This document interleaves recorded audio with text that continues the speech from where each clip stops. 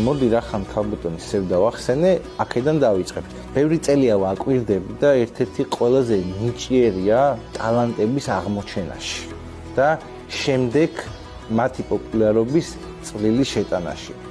თქვენ შემთხვევაში როგორ მოხდა, როგორ გამოვიდა თქვენზე, როგორ გაგიცნოთ და როგორ შემოგთავაზat am projektში მონაწილეობა, modu Cemre'den davayacağım. Şöyle, ben daha önce hiç tecrübem yoktu ve bir yerde oynamamıştım. Çok da yeni menajerim olmuştu ve o zaman Rüzgar Tepe'nin kastı yapılıyordu. Bana aslında başka bir karakter için audition atılmıştı ve ben ona audition verdim. Sonra yaklaşık 2-2,5 ay kadar audition vermeye devam ettim farklı birçok karaktere. Ama en sonunda Zeynep oldu. Sevda Hanım şöyle söylüyor, başından beri hissediyordum Zeynep olacağını diyor ve bunu bilmek, bunu duymak benim için çok büyük bir mutluluk.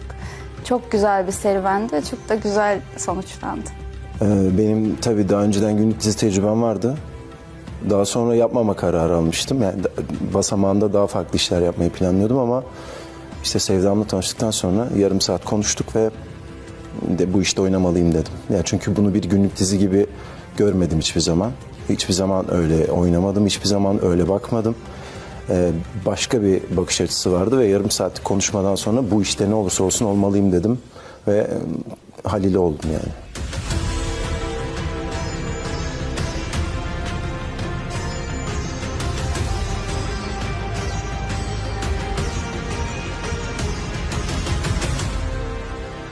მოყევი